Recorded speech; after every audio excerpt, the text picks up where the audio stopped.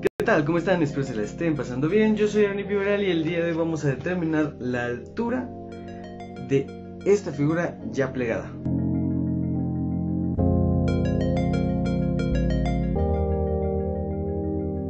Y bien, pues el motivo del video es como para comprender cuál va a ser la altura final de este tipo de plegados, porque de alguna manera podemos controlar o saber cuál va a ser la base y la altura que vamos a utilizar en cada uno de los rectángulos, pero la altura de esta caja espiral, por así decirlo, pues tiende a disminuirse respecto a esta altura inicial, ¿verdad? Entonces lo que vamos a hacer hoy es encontrar una ecuación que nos permita encontrar esa altura y un par de análisis de esa ecuación que me parecieron interesantísimos en relación al video anterior sobre las curiosidades de este tipo de plegados. Y aquí creo que vamos a encontrar esa respuesta de ángulos menores a 45, ángulos iguales a 45 y por supuesto ángulos mayores a 45 grados, de 45 a 90 grados. Primero quiero comenzar con que veamos este patrón de pliegue. Aquí le coloqué las medidas. Tenemos 5, 10, 15, 20 centímetros de largo más 2 de la pestaña que dejamos, y cuando realizamos esta división en 4 pues nos queda 5 centímetros, 5, 5 y 5, y de altura pues le dejé 9 centímetros. Entonces nuestro rectángulo está hecho de 5 de base por 9 de altura. Si medimos acá, pues esta hipotenusa de este triángulo rectángulo sería de 10.30 aproximadamente, ¿verdad? Y pues aquí podemos calcular el ángulo que tenemos por acá con una tangente inversa de 9 sobre 5, y pues nos da un ángulo aproximado de 60.9 grados aproximadamente, ¿verdad? Aquí, bueno, a simple vista pues ya vemos que es un ángulo mayor a 45 grados, que está entre 45 y un ángulo de 90. Muy bien, ya tenemos esto y pues vamos a analizar qué es lo que pasa, qué es lo que va a ocurrir, ¿verdad? Voy a colocar un poco de pegamento acá y voy a cerrar esta parte y vamos a crear la caja espiral.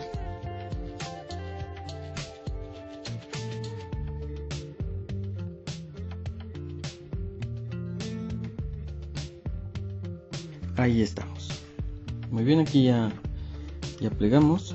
Habíamos hablado que cada uno de estos tenía 5 por 9 de altura, e incluso pues habíamos medido esto, y cosa que también se puede calcular, ¿verdad? Aquí con un teorema de Pitágoras pues se puede calcular, y llegamos a una distancia similar de 10.29 aproximadamente, ¿verdad? Muy bien, pero ahora vamos a lo que nos interesa de esto, y es que acá tiene como altura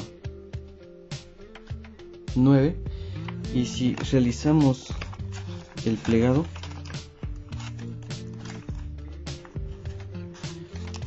por acá,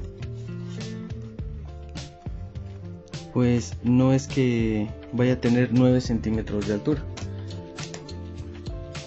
¿verdad? Aquí si lo pudiéramos colocar tendríamos aproximadamente 7 centímetros de altura aproximadamente. Y esto es lo que comentaba, de que si tenemos este rectángulo de 9 de altura, cuando realizamos el plegado, pues al realizarlo se disminuye, o hay una disminución en esta altura, y es porque esta orilla que tenemos por acá, que es la altura, tiende a inclinarse.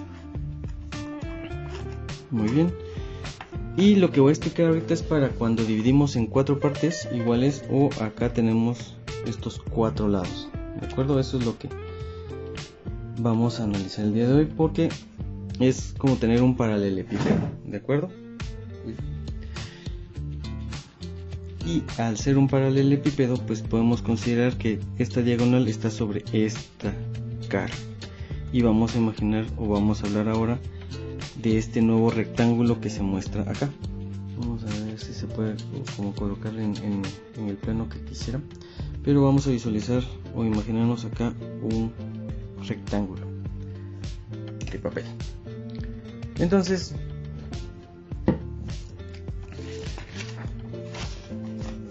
voy a trabajar acá. Si nos concentramos solo en esta cara, es como que visualicemos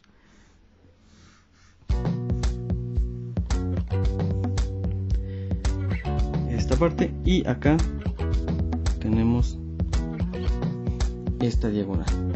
Ahora lo que tenemos que observar es que esta diagonal que está acá, si la desdoblo, es la altura, ¿verdad? Entonces aquí ya sé que tiene 9 centímetros de largo,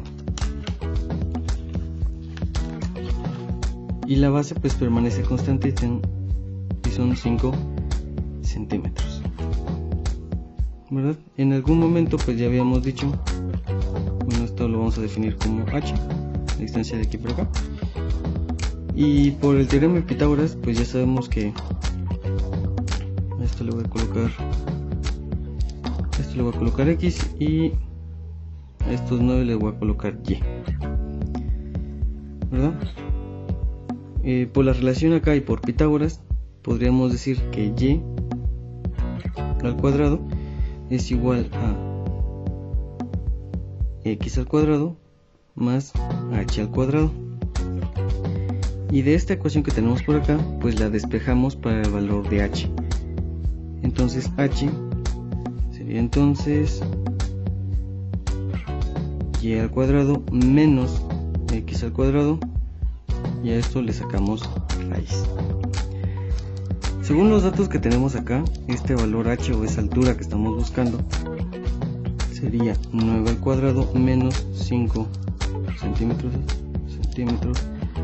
al cuadrado, y le sacamos la raíz cuadrada, y esto como resultado pues nos da, vamos a hacerlo aquí, raíz 9 al cuadrado menos 5 al cuadrado, y a esto le sacamos raíz 7.48.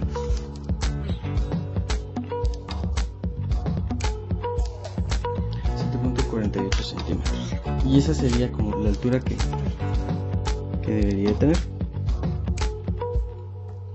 más o menos, ¿verdad? Aquí va a ir dependiendo de nuestra precisión al medir, qué tan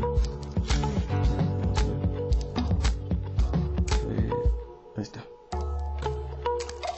de nuestra medición, nuestra capacidad de medición, la precisión mejor dicho al medir. Aquí nos da 7.3 aproximadamente, 7.2. Y hay que considerar que el papel también tiende a moverse, pero podemos decir que va a tender a tener esta altura. Si estuviéramos utilizando tal vez una cartulina o algún otro papel que sea un poco más resistente, pues podríamos decir que se nos facilita la medición, pero acá como por el tipo de papel pues tiende a moverse un poco, ¿no? Muy bien, y ahora pues analicemos esta ecuación, que es lo que me parece interesante. En el video anterior habíamos hablado de lo que ocurría cuando el ángulo era menor a 45 grados, ¿verdad? Que obteníamos este resultado, pero por lo general solo dos de las diagonales se pliegan y las otras dos no se logran plegar, o lo que obtenemos es este resultado. Y cuando encontrábamos, trabajábamos con ángulos de 45 grados, pues ocurría esto, ¿verdad? Teníamos como este plano, no había altura. Y esto es lo interesante de esta ecuación, porque aquí encontramos la altura, ¿cierto? Esta altura h.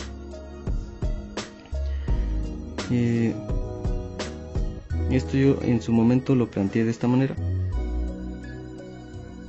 Tengo la mitad y mitad, y en su momento aquí coloqué x, y de altura, y Y y Y para cada uno de los rectángulos. Y acá tenemos una hipotenusa R.